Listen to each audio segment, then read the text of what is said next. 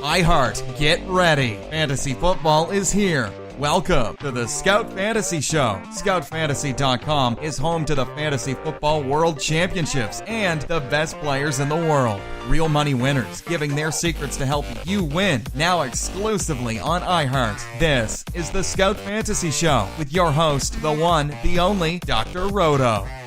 Everybody, it's Dr. Roto. Get out the insurance cards. Get out the copay. The office is open, my friends. We will talk about the Monday night game in just a few minutes, but let's take a look back at the week. That was week 13. The Giants and the Raiders. By the way, news reports say that Ben McAdoo fired. Jerry Reese fired. Bye-bye. Good riddance. Adios. See you later. Ben McAdoo was a terrible hire in the first place. I always thought he was a bad hire. And Jerry Reese hasn't done the job properly in a couple of years. You can't have an offensive line as dreadful as the Giants and expect to keep a job. And then you pay money for Brandon Marshall. That's not what we need. Giants needed an offensive line. You got Brandon Marshall. You get fired. That's how it works. And Ben McAdoo was a joke. An absolute, utter joke. To get rid of Eli Manning to put in Geno Smith, you lost your Giant faithful. See, there are certain groups of people that are very dedicated and loyal. The Scout Army, for instance. Giant fans, for instance. But Giant fans had enough of watching an awful team and then hearing that they're going to bring in Geno Smith to see what he can do. Here's what he did. He lost. Terrible. Awful. It's embarrassing for the organization. Clean house. Start over. Bye. Won't miss you. Won't miss you at all. All right. In that game, though, Derek Carr, I didn't think he looked great. I thought Marshawn Lynch looked good. 101 yards and a touchdown. I thought Cordell Patterson looked good. But I didn't think the Raiders looked so amazing, by the way. I didn't think they looked so amazing. This is a Giant team with Geno Smith. You could have done a little bit better. Really, you could have done a little bit better. So, I guess the Raiders are 6-6, but this is a bad 6-6. This is not a 6-6 that makes me excited. All right, speaking of being excited, though, San Francisco 49ers beat the Bears 15-14, and I couldn't be any more excited about Jimmy Garoppolo. He did exactly what I thought he'd do. He led this group of men. He led them to victory. He gave them a chance to win, and he did so. Threw for 293 yards. Marquise Goodwin was involved. Trent Taylor was involved. Carlos Hyde was involved. He got everybody involved. You could not ask for more. Well, I could have asked for a touchdown pass. That's true. But outside of that, I was pretty happy. You see Jimmy Garoppolo, and then conversely, you see Mitchell Trubisky, who had 102 yards and a touchdown. I mean, he was 12 for 15. Let the guy throw the ball a little bit more. Let him throw it a little bit more. But it always seemed like, every time this game was on, that the 49ers had the football. Tariq Cohen finally got involved. 4 receptions. Thankfully, we've been calling for this forever. Jordan Howard couldn't get rolling. You knew Chicago was going to lose this game when you're playing against the 49ers or the bad run defense and Jordan Howard has 38 yards. You know this game's over. Didn't even have to watch the game. I could have told you the answer. Denver and Miami. We want to talk about another team that needs to clean house. It's the Denver Broncos. Now, I know John Elway's an idol. I get it. He's an icon. One of the greatest quarterbacks to ever play the game. And he did a wonderful job with Peyton Manning, bringing him in and winning a Super Bowl. But this team now is dreadful. Tell me, the one guy now, if you in fantasy that you want to start from the Broncos. You want to start Demaryius Thomas? I don't. You want to start Emmanuel Sanders? I don't. You want to start C.J. Anderpuke? Not me. Who do you want to start? I don't even know if you can start the defense. This team is terrible. This team is terrible. I mean, when the Miami Dolphins beat you 35-9, and Jay Cutler goes off and has 235 yards and 2 touchdowns, and Kenyon Drake gets 120 yards rushing. I mean, really? About the only good thing the Broncos did was stop Devontae Parker. I told you Orange Julius Thomas was going to score, didn't I? Didn't I? That's a bad Broncos beat there. All right, Green Bay against Tampa Bay. Just when I thought Brett Hundley was turning the corner, the guy throws for 84 yards. 84 yards. Oh, my God. Now, I know he ran for 66, but 84 yards. Does it get worse than that? But I was very wrong about Jamal Williams. I thought when Aaron Jones was going to be there that he was going to siphon more carries away. I was wrong. Jamal Williams looked tremendous. Tremendous. 113 yards and a touchdown, had 2 receptions for 10 yards. Looked great. I mean, but Brett Hundley didn't. Against the Buccaneers? Really? Jameis Winston, I thought, looked terrible. I got to be honest with you. Mike Evans, 2 for 33. Are you kidding me? I mean, did you see what the Steelers did and what do the Bucs do? Dirk Cutter's got to go. This got to go. I don't know. I don't know what's happening there in Tampa, but it's bad. The only bright spot was Peyton Barber. 102 yards rushing, 41 yards receiving. He looked good. After that, it was disgusting. I have to give all the credit in the world to the New York Jets. I buried the Jets at the beginning of the season, but I got to be honest with you. They're a lot of fun to watch. Josh McCown's flinging it all over the place. Forte and Powell and McGuire running the ball very well. Jermaine Kearse and Robbie Anderson are as good a duo as I've seen. They just need a little better defense, but this is a pretty good team. I hate to say that. They're pretty good. They're enjoyable to watch. Better than the Giants. Dare I say that? For Kansas City, Alex Smith played better. He had 4 touchdowns and 366 yards. He found Tyreek Hill and Travis Kelce. But where was Kareem Hunt? 9 carries for 40 yards, 3 receptions for 23. That was abysmal. It's terrible. How are you going to go deep in the playoffs when you've got Kareem Hunt basically putting up less than 10 fantasy points? It's terrible. And I forget, I have Kareem Hunt in a few leagues. He's been awful. I have one league. I should be winning by 200 points. Deshaun Watson got injured and Kareem Hunt's been a dog. Seriously. But I'll tell you a guy who shocked me. Blake Bortles. Starting to play pretty well.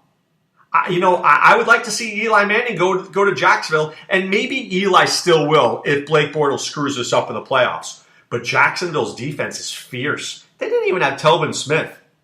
They didn't even have their best linebacker, and they still crushed. D.D. Westbrook looks good. Marquise Lee looks good. Leonard Fournette looks good. For Indianapolis, this is just disgusting at this point. Jack Doyle, 3 for 16. Weesh. T.Y. Hilton, 3 for 51 and a touchdown. At least he scored a touchdown. He was good for something there. Something's better than nothing. Speaking of nothing, the Detroit Lions have nothing going on in their running game and their run defense. Nothing. Alex Collins, 15 for 75 and 2 touchdowns. I called this one, folks. I told you the Lions defense is bad against the run.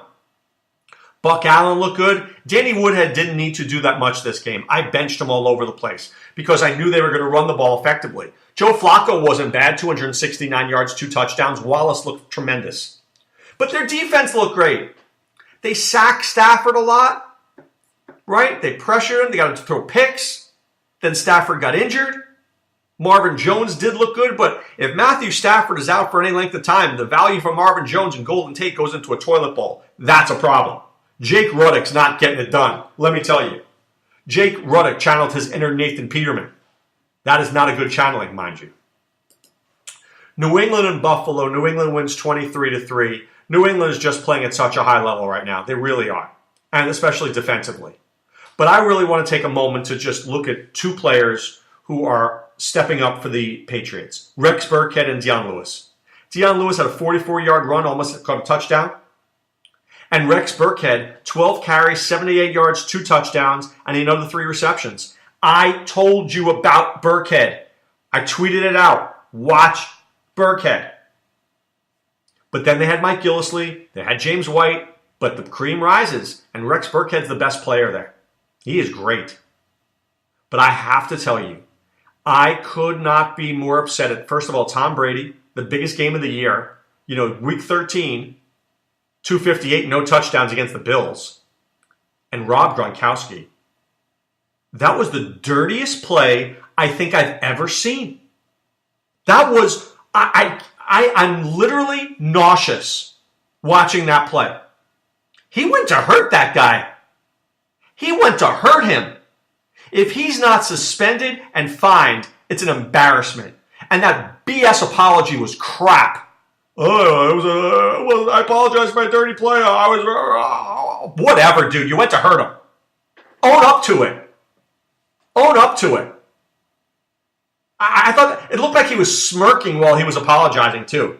I didn't feel the love there. I didn't feel the love there. You want to go to the WWE? Go. You want to play in the NFL? Let's not try to injure people. Classless move. Classless. I'm telling you, I'm not Robert Kraft. I wish I was. I bring Gronk into my office and say, don't you ever do that again. We are better than that. You are better than that. That's a crap move. Speaking of crap, Tyrod Taylor's crap. Going to be out, I think, with an MCL. 65 yards. Who used him? Hopefully you didn't. LaShawn McCoy can only do so much. The Bills are 6-6. They're hanging on by a thread. All right, Tennessee against Houston. Marcus Mariota may be a very good real-life quarterback, but he is terrible in fantasy. 150 yards passing, 1 touchdown. He did have 23 yards rushing and a rushing touchdown to save his day. But, this is so mediocre, I can't even begin to tell you. 23 attempts? Tom Savage was better. Tom Savage was better, and Tom Savage is brutal. But, I was in on Mariota in so many leagues, it's going to cost me. It's going to cost me a lot of money.